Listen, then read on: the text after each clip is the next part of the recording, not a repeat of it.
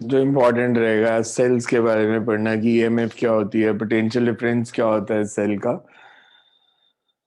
हम कहते हैं उसको EMF electromotive force, but it's not basically a force. कि अगर हम कहते हैं सेल की ईएमएफ 1.5 वोल्ट है, कि आप मार्केट से सेल लेके आए, नॉर्मल पेंसिल सेल जो होते हैं, in cell it's EMF is 1.5 volt. Now 1.5 volt is potential difference. अगर मैं एक सेल को बनाऊं, तो केमिस्ट्री में अगर आपने थोड़े बहुत सेल्स पढ़े हैं या भी नहीं पढ़े, cells Leclanche cell, simple voltaic, Daniell, अभी नहीं पढ़े तो मे बी केमिस्ट्री में आप सेल्स की कंस्ट्रक्शन पढ़ोगे। इसमें हमने कंस्ट्रक्शन नहीं पढ़नी, हमने इसको नॉर्मल देखना है कि अगर मेरे पास एक मान लो सेल है,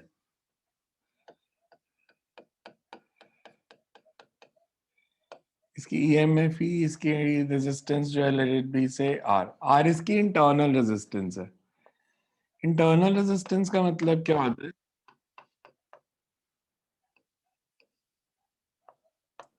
कि जब इस सेल करंट फ्लो करेगी तो there will be some opposition to the flow of charges through that cell, कि उसके अंदर इलेक्ट्रोलाइट है, इलेक्ट्रोड्स हैं, तो opposition to the flow of charges through the cell, that is called internal resistance. कि हमारे पास एक सेल था, ईएमएफ ई है, इंटरनल रेजिस्टेंस आर है, और उसके साथ हमने एक्सटर्नल रेजिस्टेंस लगाई। से इसमें एक मैं स्विच भी लगा देता हूँ।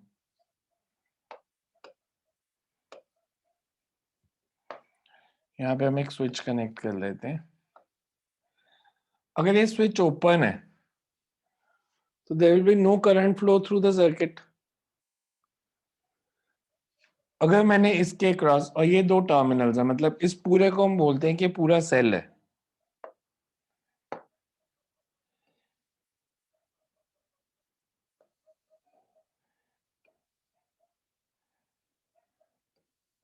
ये पूरा सेल है, इसके दो टर्मिनल्स के बीच में जो पोटेंशियल डिफरेंस होगा, से एक टर्मिनल ये ए और एक बी, इन दोनों के बीच में ए और बी में जो पोटेंशियल डिफरेंस होगा, that will be called EMF if no current flows. और इसके दो टर्मिनल में जो पोटेंशियल डिफरेंस होगा व्हेन करंट फ्लोज, तो उसको हम बोलते हैं पोटेंशियल डिफरेंस।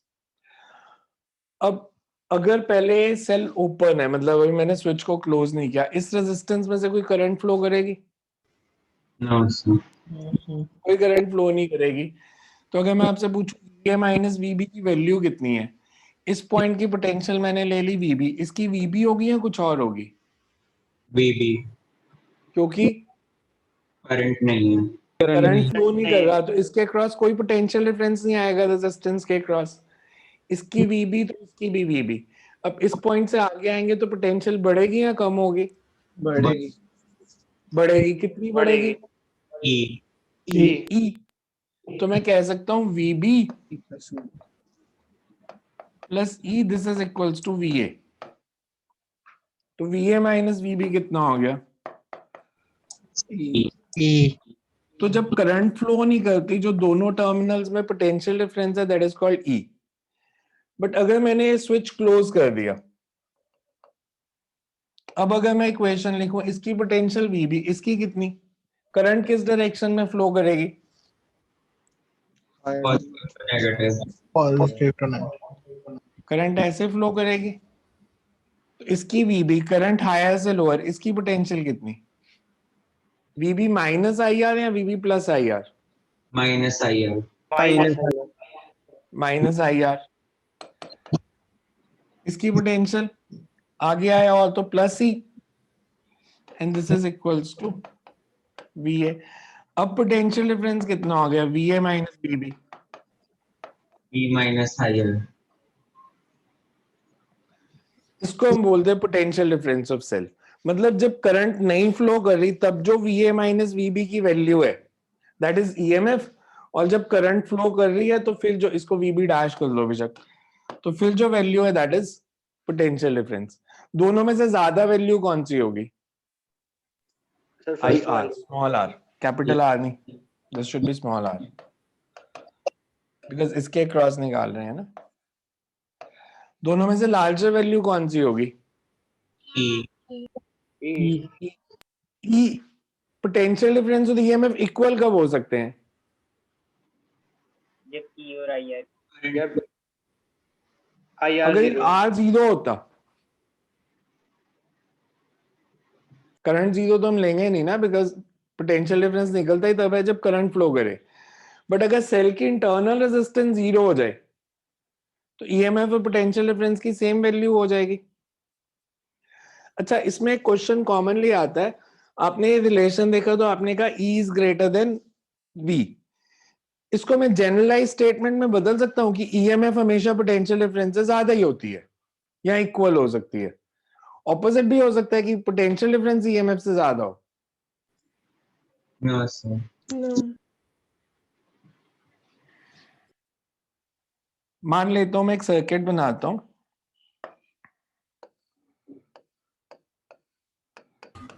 सर ये सेकंड वाला एक बार फिर से एक्सप्लेन कर दो। कौन सा? अरे आईआर वाला। इस पॉइंट की पोटेंशियल अगर VB डैश है, करंट की डायरेक्शन में पोटेंशियल बढ़ती है या कम होती है? सर इंक्रीज होती है। Decrease. Current flows from higher to lower potential, और इसके अक्रॉस पोटेंशियल डिफरेंस है कितना? तो इसकी VB माइनस IR, और फिर ये नेगेटिव से पॉजिटिव गए तो बढ़ गई, VB dash minus IR plus C।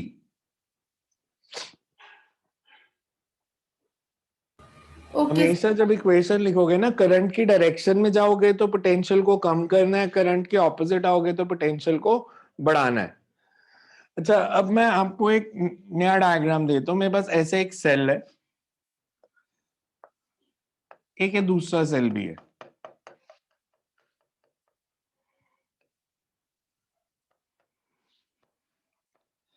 मैंने एक्सटर्नल रेजिस्टेंस नहीं लगाई, बस दो सेल लगा दिया ऐसे, एक ये सेल और एक ये सेल।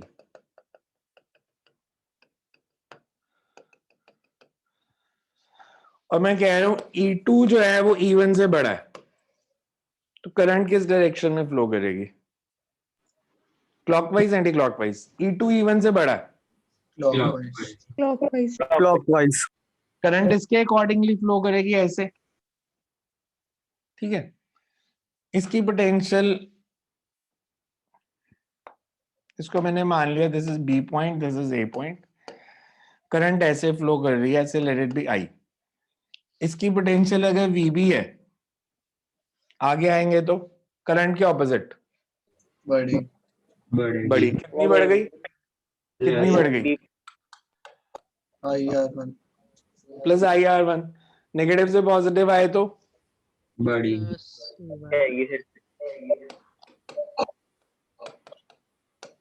VA माइनस VB कितना हो गया? IR1 plus C।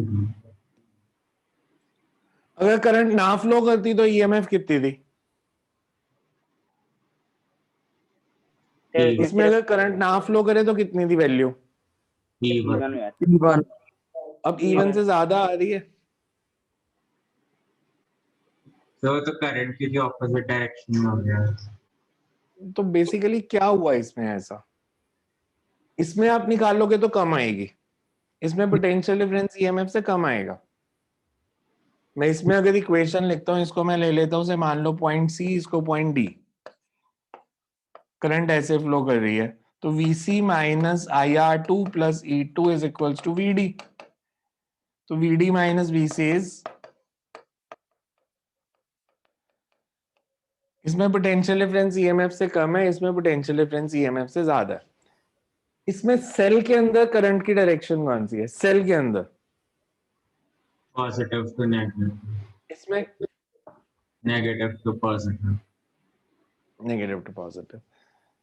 जब करंट के अंदर flow of current negative to positive हो, we call it this cell is getting discharged.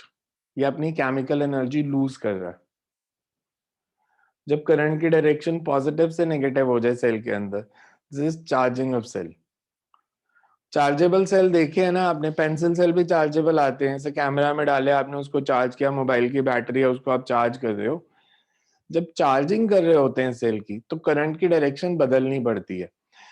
Cell में दो तरह के सेल होते हैं, मैं थोड़ी सी केमिस्ट्री बता देता हूँ ब्रीफ में, बिकॉज आपने अभी पढ़ी नहीं। दो तरह के सेल होते हैं, प्राइमरी और सेकेंडरी। प्राइमरी सेल हम उनको बोलते हैं जिनको हम चार्ज नहीं कर सकते। जो नॉर्मल पेंसिल सेल आप मार्केट से लेके आते हो, चार्जेबल अगर नहीं है तो वो प्राइमरी सेल है, उसमें सिर्फ एक रिएक्शन होता है, उसके अंदर एनर्जी किस फॉर्म में स्टोर्ड है सेल में? Chemical Chemical. Energy. Chemical energy, और वो केमिकल एनर्जी इलेक्ट्रिकल में चेंज होती है जब आप सेल को यूज करते हो, यही प्रोसेस होता है। दूसरे सेल होते हैं सेकेंडरी सेल।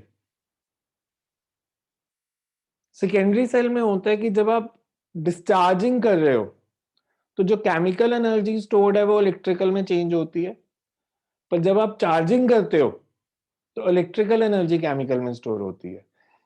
डिस्चार्जिंग सर्किट में आउटसाइड द सेल या इनसाइड द सेल की अगर बात करूं, जो नीचे वाला है दैट इज डिस्चार्जिंग सर्किट, तो इसमें इनसाइड द सेल करंट की डायरेक्शन कौन सी है? Negative to positive.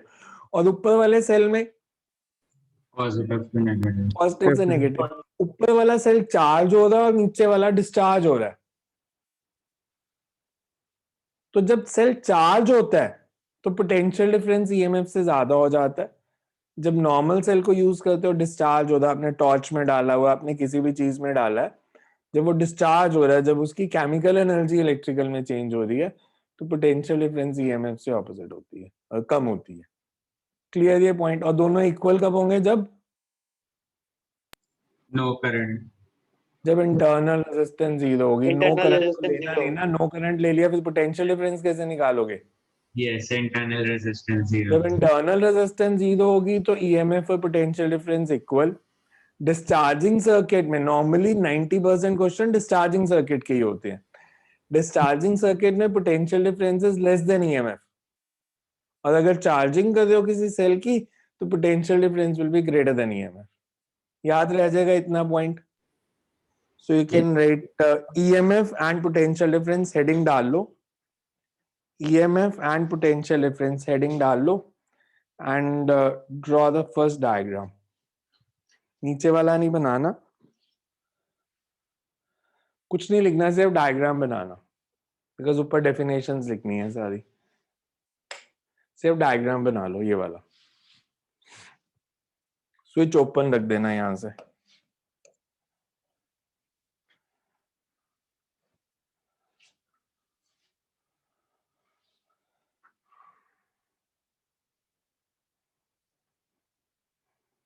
करंट ना फ्लो करे उसको हम क्या बोलेंगे?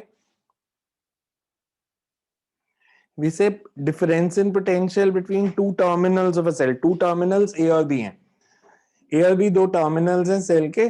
Difference in potential between two terminals of cell in open circuit, मतलब जब अभी switch close नहीं किया तो EMF, जब switch close कर दिया तो potential difference. So you can write diagram बना लिया तो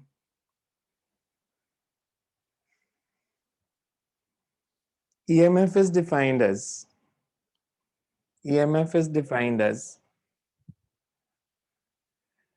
difference in potential between two terminals of a cell.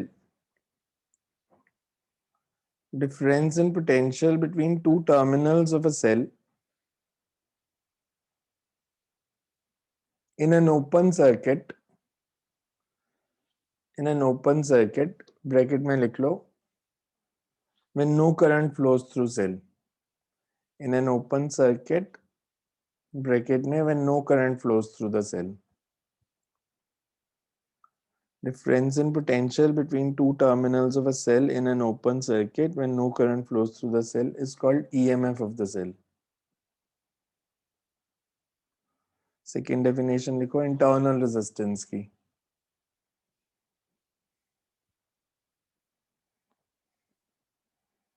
Inverter की बैटरी प्राइमरी है या सेकेंडरी है? Secondary. दोनों प्रोसेस होंगे। लाइट जाएगी तो वो डिस्चार्ज होगी, जब लाइट आ जाएगी तो इट विल चार्ज। इसीलिए हमने उसको एक्सटर्नल कनेक्शन देना पड़ता है, बिकॉज आप उसको चार्ज कर रहे हो। Second is internal resistance. Internal resistance of a cell is defined as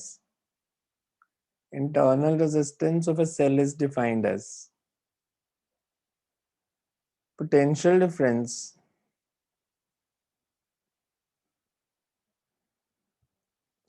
internal resistance of a cell is defined as resistance offered by electrolyte and electrodes. By electrolytes and electrodes. When current flows through the cell,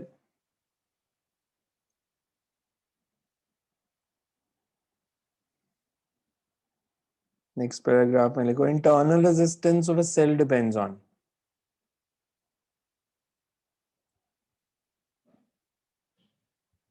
A part, distance between electrodes,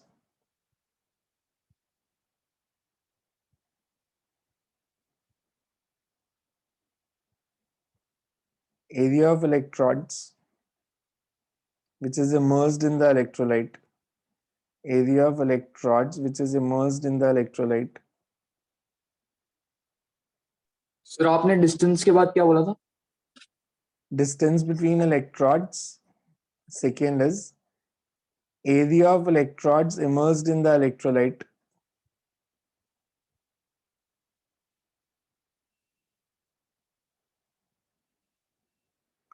Third is nature of electrodes. मतलब वो किस material के बने हैं. Nature of electrodes. And fourth is nature, concentration and temperature of electrolyte. School के लिए important question है. Internal resistance किन फैक्टर्स पे डिपेंड करती है? लास्ट पॉइंट क्या था? नेचर ऑफ इलेक्ट्रोड्स और नेचर ऑफ इलेक्ट्रोड के बाद nature, concentration and temperature of electrolyte.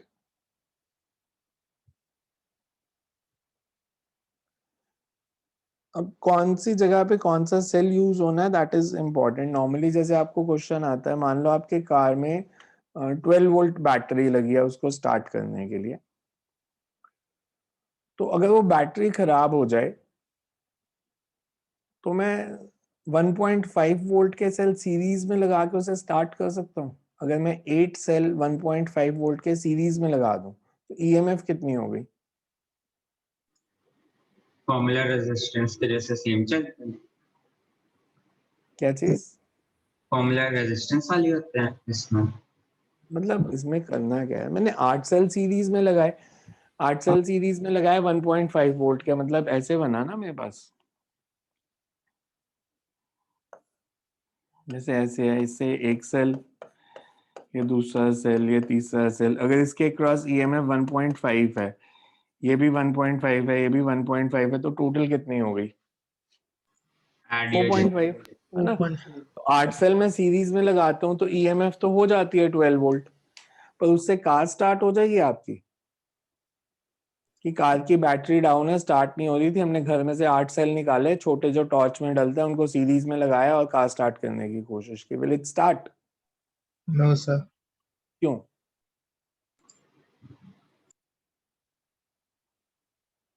Sir इन सब में इंटरनल रेजिस्टेंस ज्यादा होगी. इंटरनल रेजिस्टेंस बहुत ज्यादा हो ज्यादा जाएगी. होगी. क्यों ज्यादा होगी? सर मतलब काफी सारे इलेक्ट्रोड्स वगैरह सर इन्वॉल्व हुए हैं. सर अब सीरीज में सिंपल कनेक्टेड देखो है ना, सर. अगर एक सेल की इंटरनल रेजिस्टेंस R है, 8 सेल सीरीज में लगा दिए तो टोटल इंटरनल रेजिस्टेंस कितनी हो गई? 8 R. इंटरनल रेजिस्टेंस बढ़ जाएगी तो पोटेंशियल डिफरेंस बढ़ेगा या कम हो जाएगा? कम हो जाएगा. वो सफिशिएंट करंट सप्लाई नहीं कर पाएगा कि आपकी कार स्टार्ट हो जाए. अब कार कई बार विंटर्स में प्रॉब्लम देती है, अगर स्टार्ट नहीं होती तो वो धक्का मार के कैसे स्टार्ट हो जाती है? बिकॉज इंडियंस को वो पुरानी आदत है, तो जिनमें एमपीएफआई इंजन लगे होते हैं वो एक स्टिकर लगाते हैं कार के अंदर, विच बेसिकली मींस कि इसको धक्का मार के स्टार्ट ना करना. अगर multi point fuel injection system लगा है तो उसको धक्का मार के स्टार्ट नहीं करना होता कार को.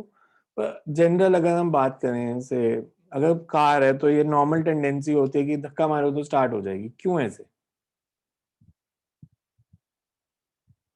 Why it starts? बैटरी का रोल क्या होता है कार की फंक्शनिंग में? Engine start. इंजन स्टार्ट करने. सिर्फ स्टार्ट करने के लिए चाहिए. अच्छा मेरे को ये बताओ, स्टैटिक फ्रिक्शन ज्यादा होती है या काइनेटिक? स्टैटिक. एक चीज रुकी हुई है उसे स्टार्ट करना आसान है, या जो ऑलरेडी स्लाइड कर दिया उसे धक्का मारना आसान है? स्लाइडिंग। जो already राइट। तो जब आपने कार को धक्का मारा उसके पार्ट्स मोशन में आ गए,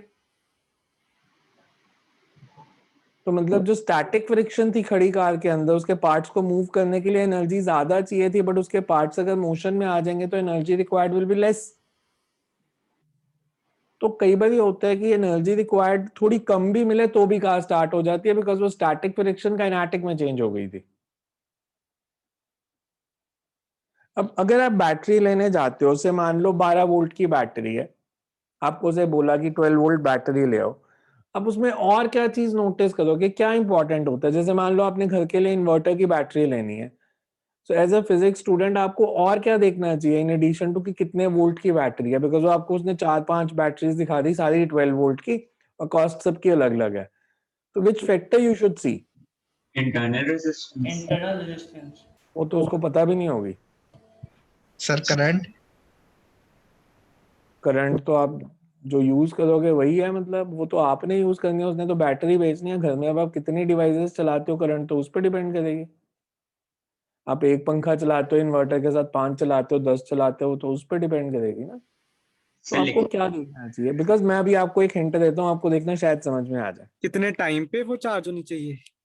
नहीं, आप जब मोबाइल खरीदते हो, आप में से हो सकता है किसी को मोबाइल का थोड़ा सा शौक हो, टेक्निकल नॉलेज गेन करने का, तो मोबाइल जो नए आते हैं वो बेसिकली बैटरी के लिए किस वैल्यू को बताते हैं? आपने कभी पढ़ा मिली एम्पेयर आवर में क्या सर, बताया होता एमएएच यस सर, है? एमएएच है ना, एमएएच में। MAH is milli ampere our. अब इसका मतलब क्या होता है?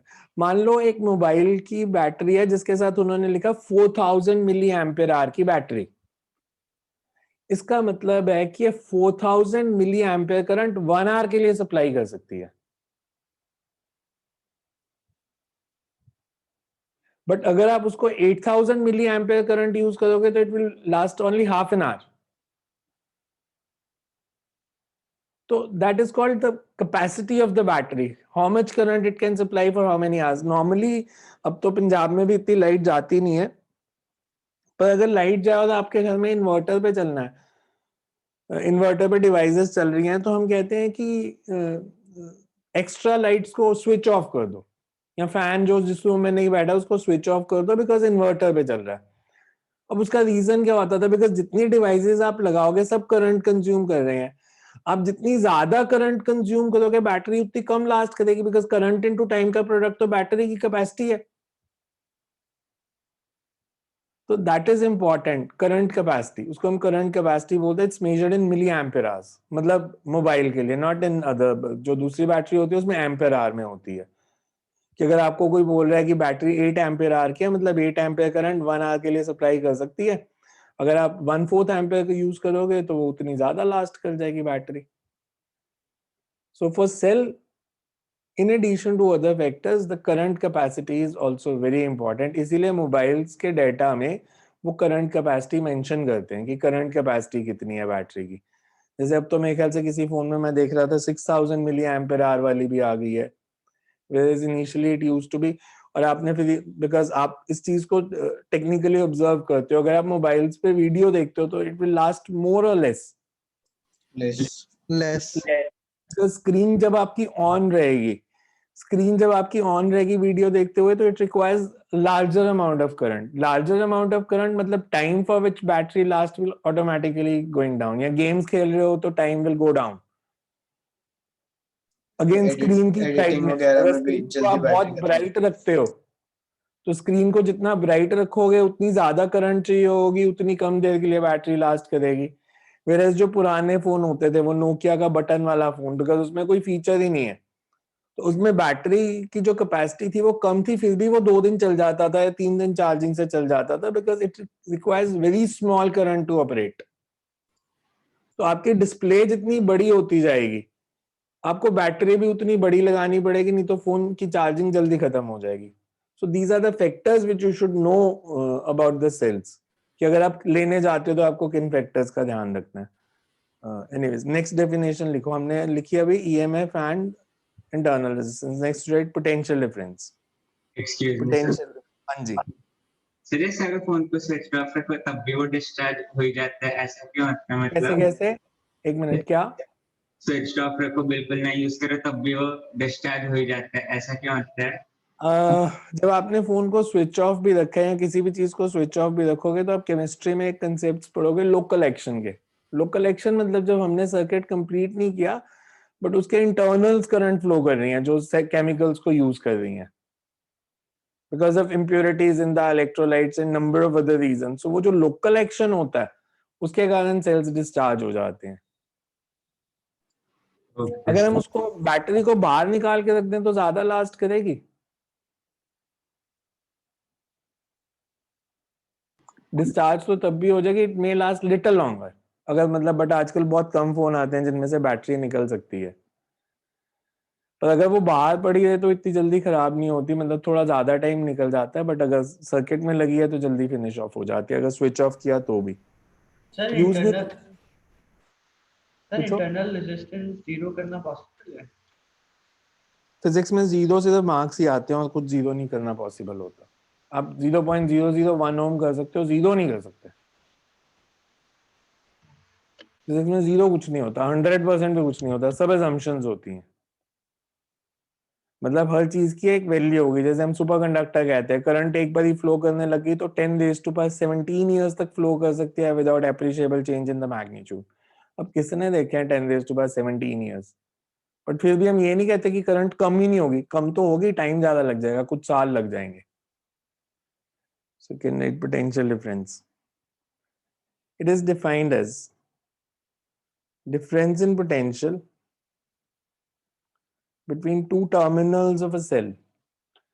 It is defined as difference in potential between two terminals of a cell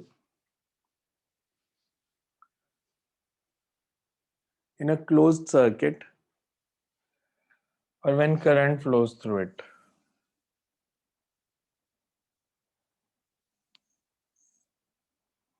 Or when current flows through it. Consider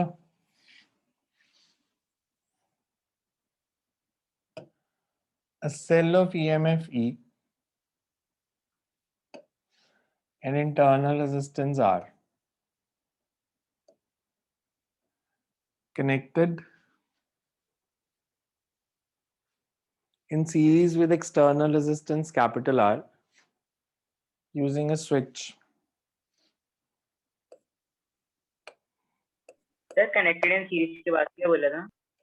With external resistance capital R using a switch.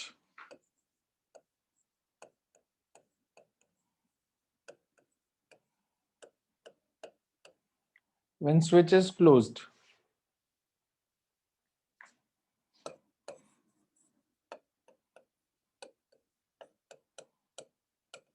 current flows through the circuit.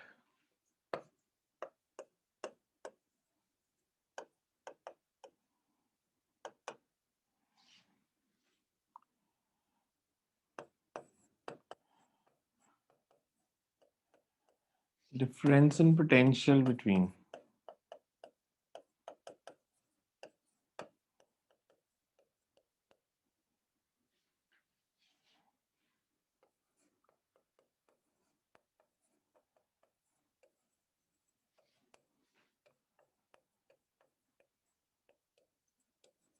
मैं इसको दो वे में कर सकता हूँ।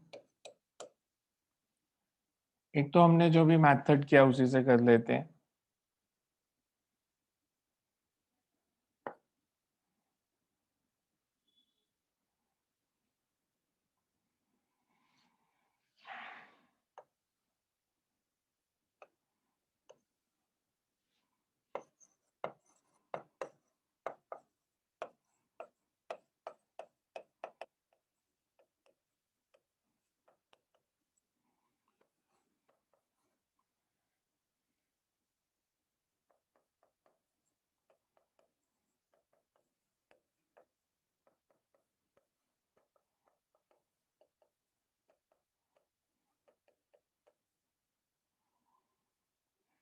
Potential difference is E minus IR.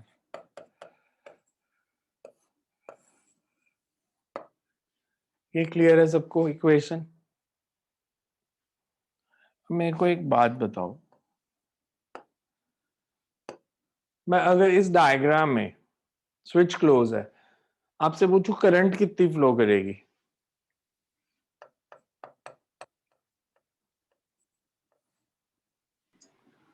Current का formula क्या होता है? Total EMF upon total resistance.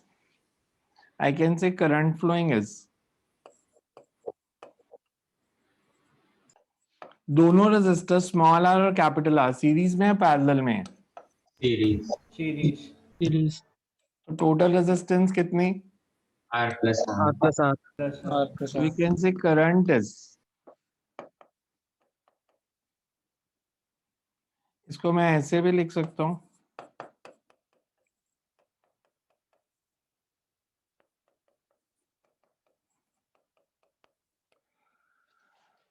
अब ये डायग्राम दोबारा देखो, अगर इसकी पोटेंशियल VA है, इस पॉइंट की पोटेंशियल कितनी होगी? V है. VA इसकी पोटेंशियल VB, तो इसकी, वीबी। तो मैं VA माइनस VB को I इंटू कैपिटल R भी लिख सकता हूँ, Yes.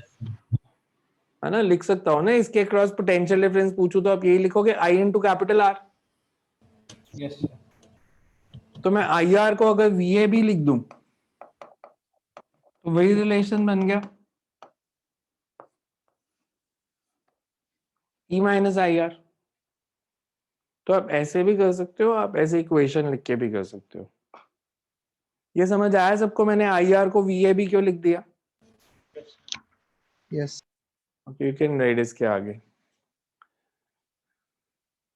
सर 1 मिनट, वो दूसरा वाला नोट करना है, कर रहा हूं.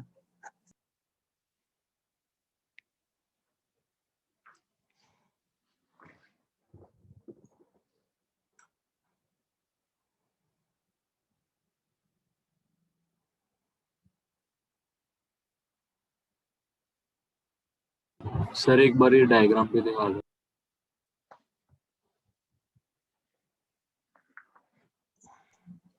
Done.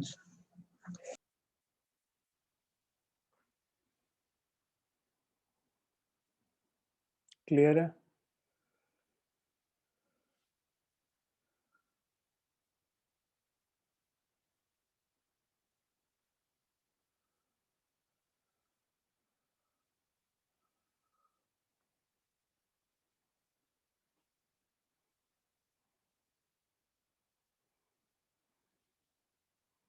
So you can write ahead of it.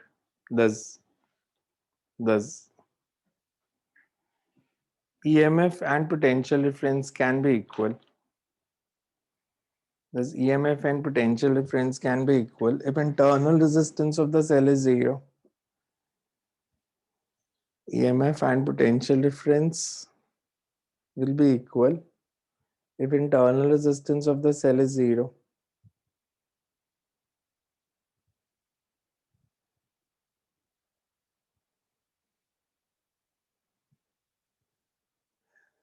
अच्छा, इसमें अगर मैं E और कैपिटल R का ग्राफ पूछूं तो कैसा बनेगा?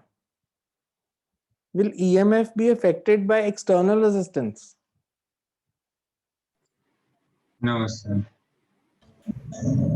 मार्केट से जो आप सेल लेके आते हो उसके ऊपर जो वैल्यू मेंशन्ड होती है 1.5 वोल्ट, दैट इज इररिस्पेक्टिव कि आपने उस सेल को कहाँ यूज करना है. तो अगर मैं EMF और एक्सटर्नल रेजिस्टेंस का ग्राफ बनाऊंगा, it will B of this shape.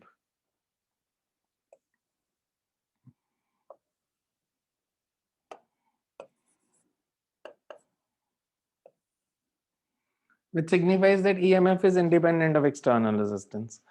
But अगर मैं आपसे बोलूं V और E का ग्राफ बनाओ,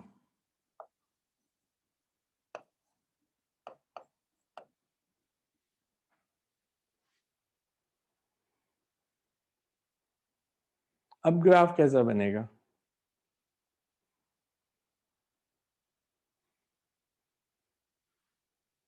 V और R का.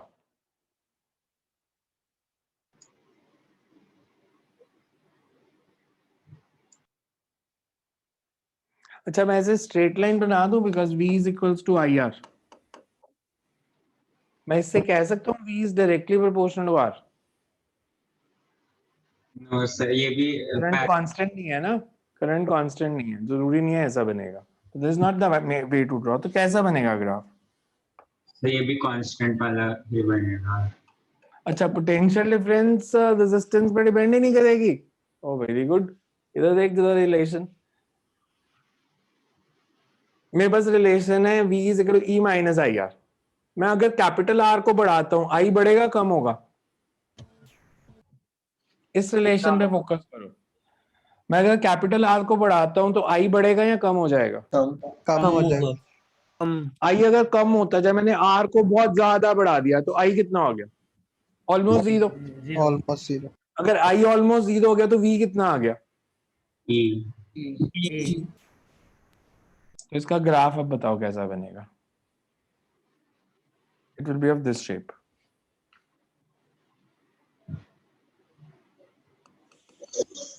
It approaches E as R increases.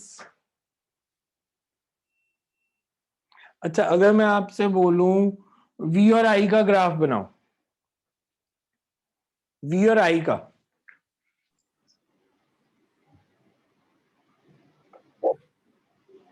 सो तो ओम्स लॉ में बनाया था। सेल के लिए मैं उसका नहीं पूछा, ओम्स लॉ वाला ग्राफ, वो तो स्ट्रेट लाइन है ओमिक कंडक्टर्स के लिए। सेल ओमिक कंडक्टर थोड़ी है।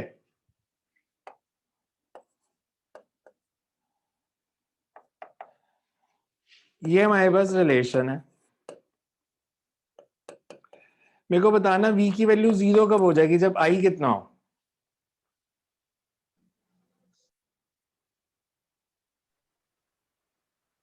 ई by R. E by R. Straight line with negative slope. Y is equal to mx plus c. हमारे पास ये स्ट्रेट लाइन बन रही है ना, इसमें c कितना है? जब करंट जीरो है, इस एक्सिस पे करंट प्लॉट की है, जब करंट जीरो है तो v कितना है? ई आएगा। ई जब करंट की वैल्यू E बाय R है तो जीरो। फिर जीरो आएगा। Straight line with negative slope. तीनों ग्राफ देखो समझ में आ रहे हैं या नहीं? These are important graphs. Sir second की शेप नहीं समझ आ रही। सेकंड में शेप में क्या हुआ? सेकंड में आप पता चला ये कि देखो, सेकेंड ग्राफ में V और E में अगर मेरे को रिलेशन निकालना है तो जैसे जैसे रेजिस्टेंस बढ़ेगी करंट कम होगा। कम हो होगा, जाएगा। करंट कम होगा, करंट कम होता जाएगा तो V बढ़ता जाएगा या कम होता जाएगा? और ये स्ट्रेट लाइन की इक्वेशन भी नहीं है, बिकॉज इसको मैं ऐसे भी लिख सकता हूं अगर आप ध्यान से देखो तो। I can write it as, इसका ग्राफ बनाया ना तो स्ट्रेट लाइन तो नहीं बन रहा ना।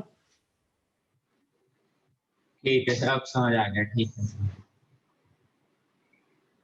सो नेक्स्ट यू राइट, इसके नीचे एक पॉइंट और लिख लो नोट में। Potential difference is less than EMF. Potential difference is less than EMF during discharging of the cell.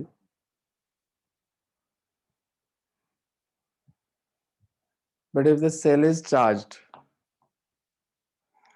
by connecting it across, but if the cell is charged by connecting it across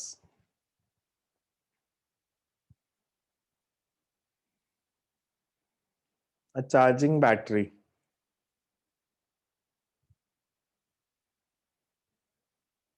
then potential difference is greater than EMF. Sir last line repeat कर दो। If a cell is being charged by connecting it across charging battery, then potential difference is greater than EMF, and mathematically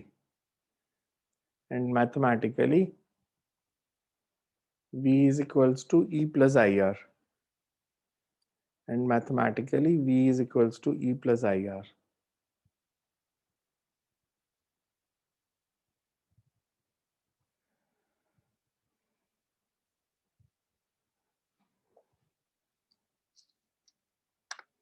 Next to write grouping of cells. Grouping of cells.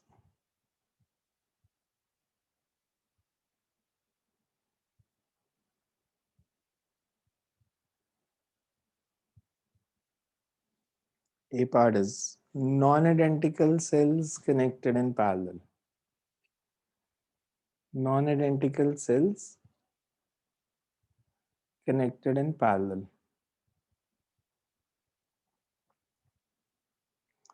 Non identical sales का मतलब होता है कि उनकी EMF और internal resistance same नहीं है. Identical sales का मतलब है अगर आइडेंटिकल सेल्स लिख देंगे तो ईएमएफ और पोटेंशियल इंटरनल रेजिस्टेंस सेम है. तो हमने दो नॉन आइडेंटिकल सेल्स को पैरेलल में कनेक्ट किया. हमें इसमें जो वैल्यू निकालनी होती है that is called equivalent EMF कितनी होगी और इक्विवेलेंट इंटरनल रेजिस्टेंस कितनी होगी. तो इक्विवेलेंट ईएमएफ और इक्विवेलेंट इंटरनल रेजिस्टेंस का फॉर्मूला निकालना है. Sometimes this is also referred as Millman theorem, and it's NCERT solved numerical. तो हम इसको न्यूमेरिकल की तरह नहीं थ्योरी की तरह करने लगे हैं, बट अदरवाइज ये एनसीईआरटी का न्यूमेरिकल है.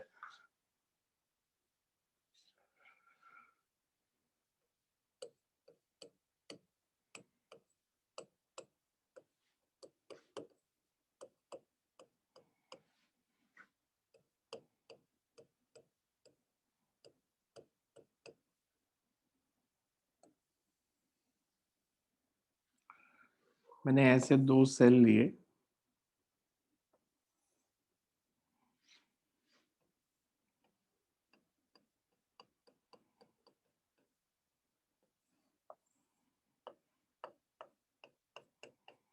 और इनको पैरेलल में लगा दिया.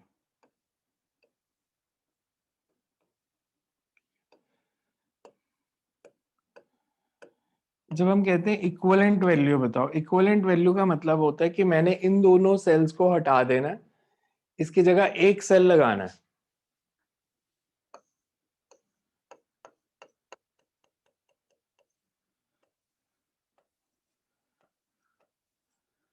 तो वही करंट फ्लो करे जो इनके कॉम्बिनेशन से फ्लो कर रही थी.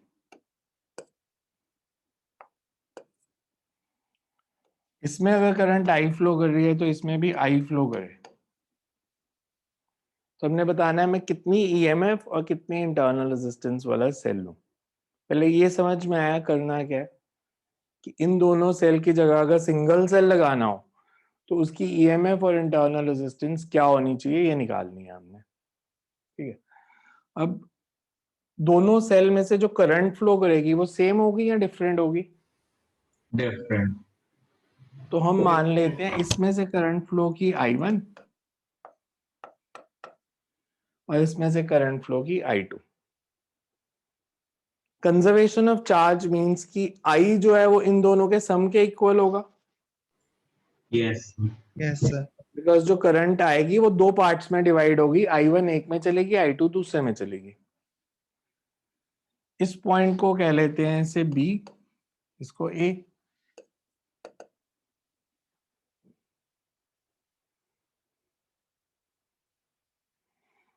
पहले समझ लो फिर लिखते हैं. इसकी पोटेंशियल मैंने मान ली लेट इट बी VB, इसकी पोटेंशियल VA. अगर मैं यहां से इक्वेशन लिखनी शुरू करूं VB ऊपर वाले पार्ट से, minus I1 R1 plus I1 R1, minus I1 R1 क्योंकि हम इन दी डायरेक्शन करंट की डायरेक्शन. करंट की डायरेक्शन में जा रहे हैं. तो minus I1 R plus E1 minus E1 और आगे आए तो प्लस प्लस C. C1.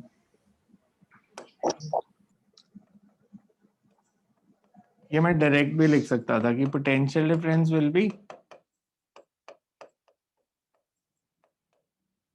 इसको मैं अगर V कह दूं. सिमिलरली नीचे वाले पार्ट से आते तो इक्वेशन क्या बनती? VA minus VB is equal to E2 minus I2 और R2. होता तो ये भी V, वैल्यू तो सेम ही होती ना. यस. मैं I1 को क्या लिख सकता हूं इस इक्वेशन से, ऊपर वाली इक्वेशन से? I1 की वैल्यू मैं I1 को लिख सकता हूँ E1 minus 2B by R1. ठीक है, ये गलत है, ठीक है. लिख सकता हूँ ना ऐसे, Yes. पूरी इक्वेशन को R1 से डिवाइड कर दो। सिमिलरली I2 किसके इक्वल होगा?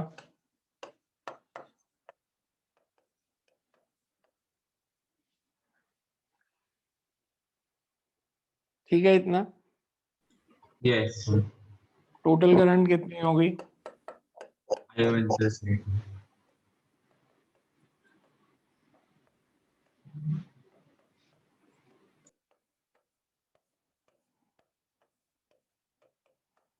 लिख सकता हूँ,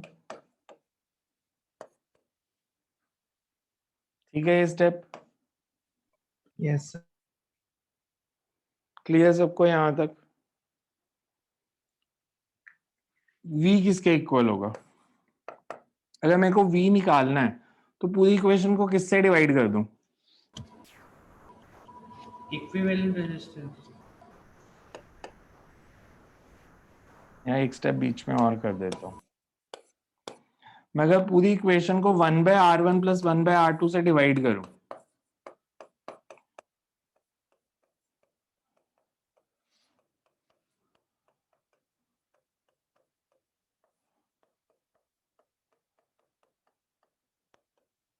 यही बनेगा। Yes. तो V किसके इक्वल आ गया?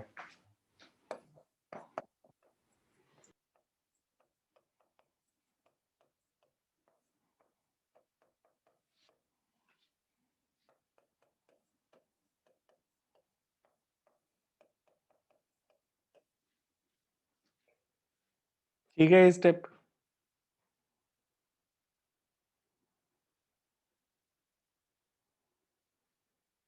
LCM लिया मैंने और कुछ किया नहीं, LCM ले लिया इधर भी और इधर भी। ठीक है, Yes. अब मैंने इक्विवेलेंट सर्किट कैसा बनाया था?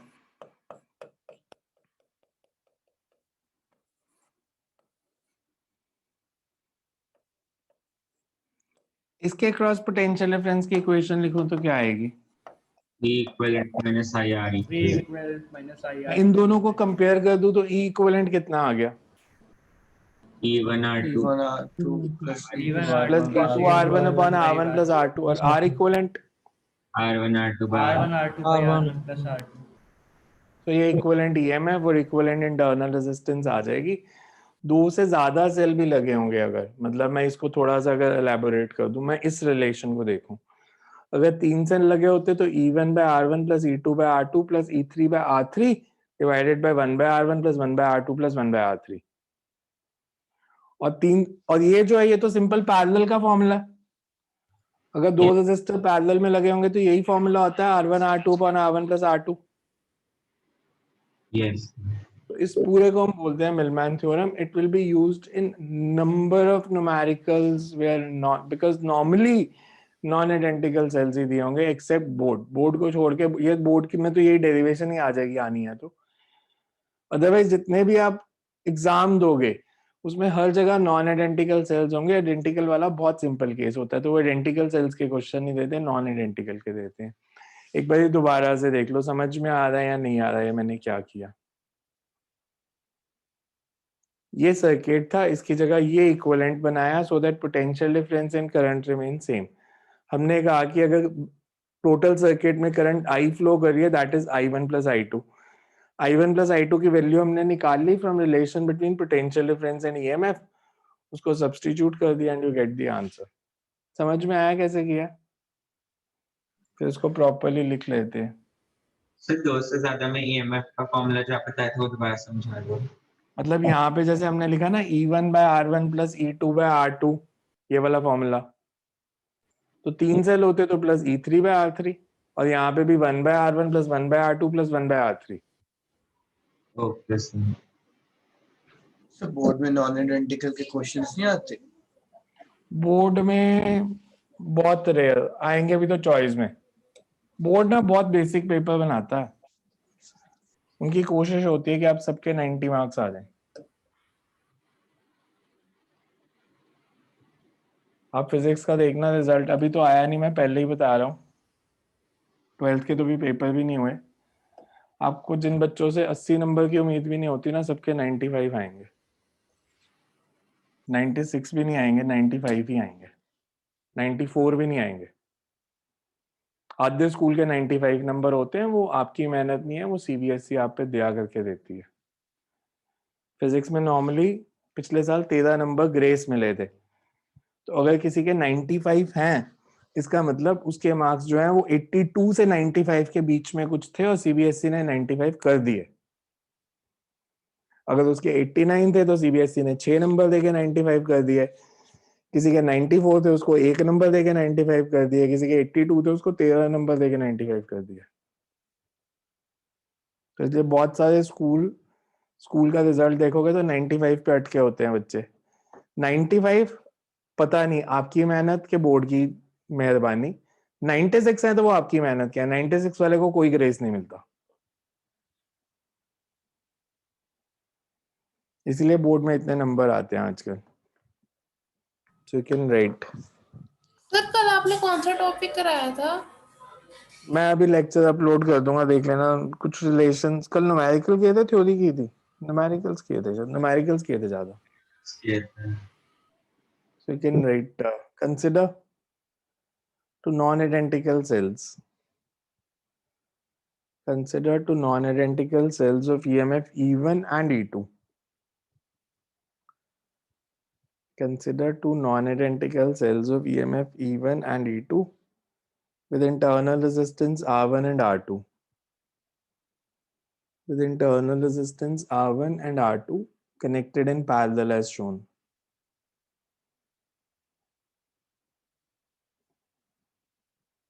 The total current which is supplied by the combination,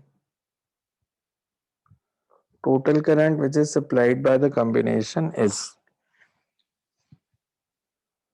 sum of current is the sum of current through the two cells as they are in parallel. Potential difference across them must be same. through the two cells. उसके बाद as they are connected in parallel, potential difference across them must be same.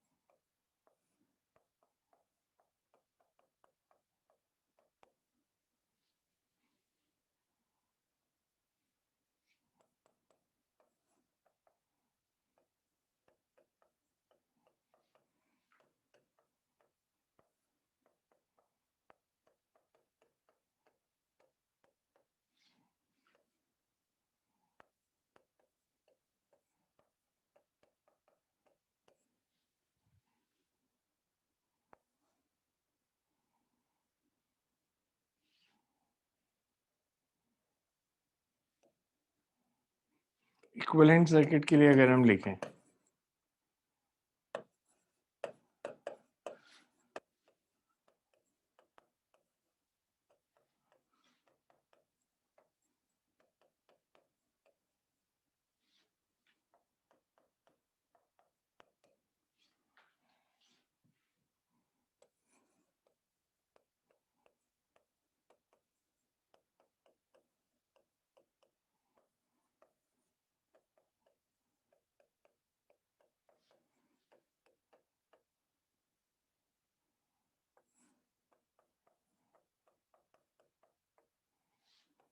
और मैं इसको ऐसे भी लिख सकता हूँ, बिकॉज फिर जनरल फॉर्मूला बन जाएगा हमारा।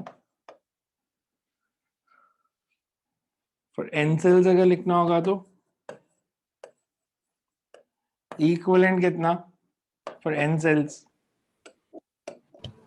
N E by R. E1 by R1 C2 by R2, En by Rn. 1 by R1 plus 1 by R2, 1 by Rn. and 1 by R equivalent is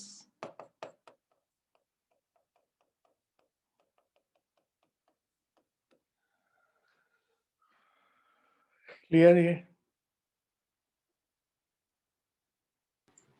Yes.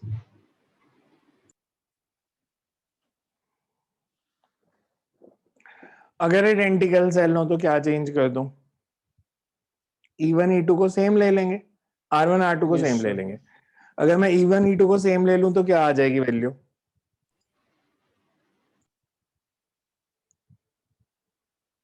Equivalent EMF कितनी? E1 and E2 are equal, R1 and R2 are equal.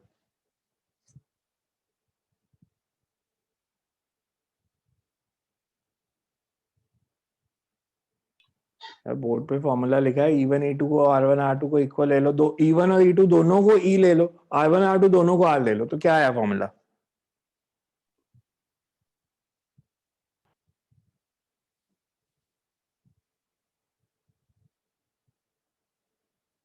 Sir, E. Equivalent EMF is E, equivalent internal resistance R by 2. R by 2। तो इसका मतलब अगर मेरे पास 10 cell लगे हैं और parallel में लगे हैं और आइडेंटिकल हैं, तो अगर एक ही EMF E है, 10 की भी E होगी। पैरेलल में लगाने से आइडेंटिकल सेल्स को EMF नहीं बदलती। एक सेल की E है तो 10 सेल की भी E होगी। सो यू कैन राइट, इसके आगे नोट में लिख लो, So एक if the minute cells are, कर लो। मैंने बोर्ड का कलर चेंज किया था, ये वाला ठीक है या ग्रीन वाला ठीक है? ये मतलब आपको क्लैरिटी के हिसाब से देखना है, आपको ज्यादा क्लियर कब दिखता है? सर ये वाला ज्यादा सही Black better. ये बेटर है? Yes Yeah. Sir.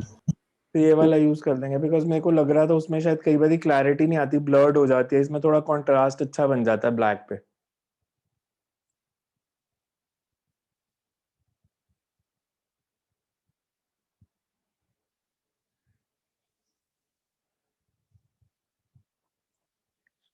So you can right, लिख लिया ये सारा? Yes. For identical sales, note में लिखना है इसको, for identical sales in parallel E1 is equal to E2 is equals to E, and R1 is equals to R2 is equal to small r. R1 is equal to R2 is equal to small r. Therefore, equivalent EMF is also E, and equivalent internal resistance is R by 2. N cells होते तो equivalent EMF E.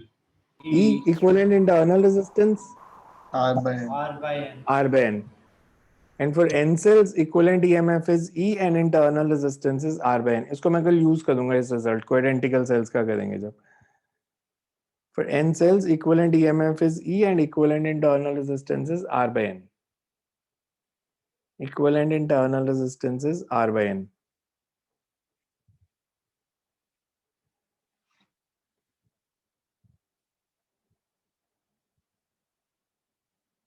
So कल करते हैं इसके आगे। Current electricity का second lecture है कि थर्ड लेक्चर है? ये करंट इलेक्ट्रिसिटी का 5th लेक्चर है। फिफ्थ लेक्चर है। हाँ, तो 4th अपलोड YouTube पे हुआ है, पर उसका लिंक अभी मैंने सेंड नहीं किया था ग्रुप में। मैं अभी ये भी अपलोड कर दूंगा, 4th का लिंक भी सेंड कर दूंगा। सर वो 3 तो ऑलरेडी सुबह ऐप पे हैं। क्या पूछ रहे थे?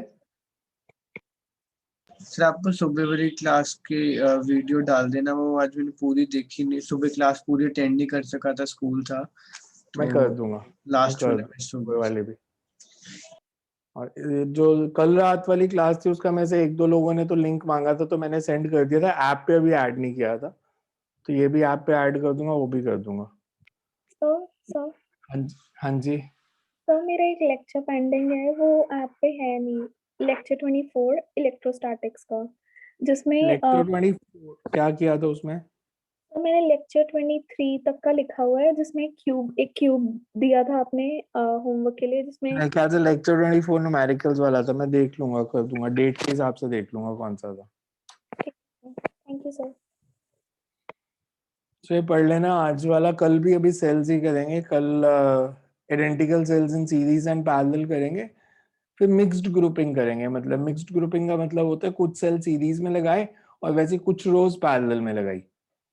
सो कल series parallel of identical cells and mixed grouping of sales.